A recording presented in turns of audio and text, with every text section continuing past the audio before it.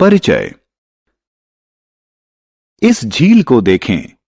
पहले यह tourist spot था, अब लोग यहां आना पसंद नहीं करते हैं। इसका क्या कारण है? जी हां, इसका कारण झील के प्रदूषित जल की दुर्गंध है। उद्देश्य। इस पाठ के अंत में आप निम्न करने में सक्षम हो जाएंगे। जल प्रदूषण को परिभाषित करना, जल प्रदूषण के कारणों का वर्णन करना, जल प्रदूषण के हानिकारक प्रभावों का वर्णन करना, प्रदूषण की रोकथाम के उपायों की चर्चा करना। जल के उपयोग।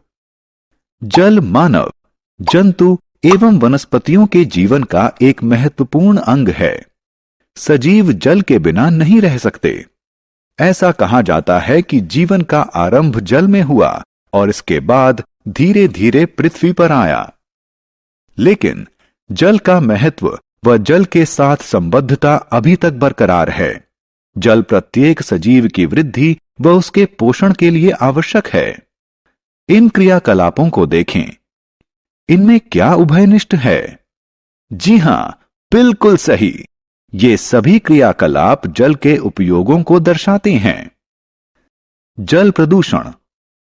हम जानते हैं कि पृथ्वी के 70% भाग में जल है और यह हमारे ग्रह का सर्वाधिक महत्वपूर्ण प्राकृतिक संसाधन है।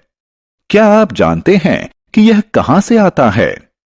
यह प्राकृतिक स्रोतों जैसे झीलों, नदियों तथा महासागरों से आता है। हालांकि देखें कि हम इन संसाधनों के साथ क्या कर रहे हैं।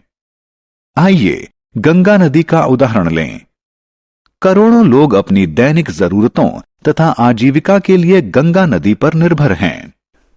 अभी हाल में ही World Wide Fund for Nature ने पाया है कि गंगा विश्व की 10 सर्वाधिक प्रदूषित नदियों में से एक है। प्रदूषित स्रोत से आने वाले जल में जीवाणु, विषाणु, कवक और परजीवी हो सकते हैं जो हैजा, टाइफॉइड और पेचिस जैसे रोगों का कारण हैं। जल प्रदूषण के कारण। आइए जल प्रदूषण के कारणों के बारे में जानें। किसी जल निकाय में प्रदूषण अम्ल वर्षा, अपरदित मृदा, बहता हुआ उर्वरक व कीटनाशक युक्त जल, उद्योगों से निकलते हुए रसायनों तथा नगरों व कस्बों से निकलते हुए गंदे जल के माध्यम से प्रविष्ट होता है। उद्योगों से अवमुक्त होने वाले आर्सेनिक, सीसा एवं फ्लोराइड जैसे रसायन वनस्पतियों एवं जंतुओं में विषाक्तता फैलने का कारण हैं।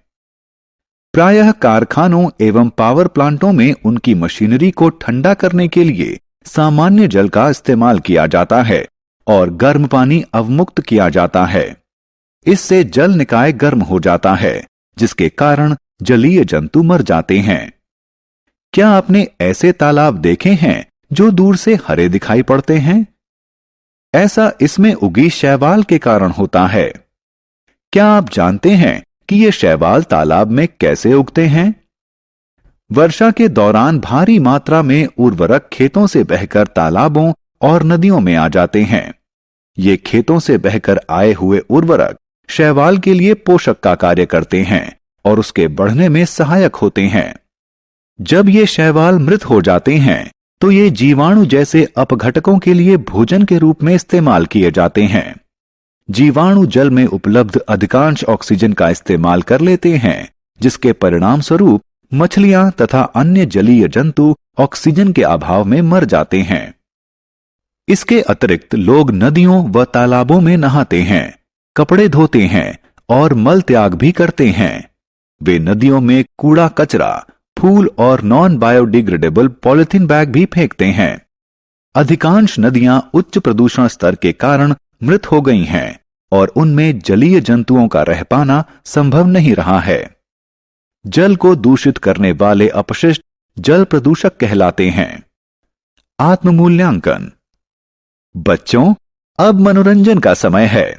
प्रश्नों को ध्यानपूर्वक पढ़ें और सही विकल्प पर क्लिक करें।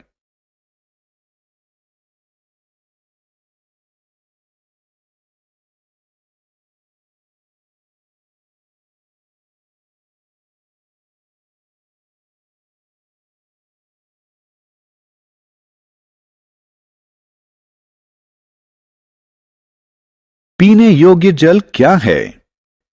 तुम क्या कर रहे हो? आपको यहां का पानी नहीं पीना चाहिए। लेकिन क्यों? यह तो साफ पानी है। जो पानी साफ दिखता है उसमें भी रोगजनक यानी बीमारी फैलाने वाले सूक्ष्म जीव और धुली हुई अशुद्धियां हो सकती हैं, जिससे बीमारी फैल सकती है। सच? हां, तुम्हें सुरक्षित रहने के लिए शुद्ध पानी पीना चाहिए। जो जल पीने के लिए उपयुक्त होता है पेयजल कहलाता है। जल को पीने के लिए सुरक्षित बनाया जा सकता है। क्या आप बता सकते हैं कि जल को पीने से पहले क्यों उबाला जाता है? क्योंकि उबालने से जल में उपस्थित हानिकारक सूक्ष्म जीव मर जाते हैं। जल को शुद्ध करने के लिए एक अन्य विधि क्लोरीनीकरण है। यह रासायनिक विधि है। इस विधि में जल में क्लोरीन की गोलियां मिलाई जाती हैं।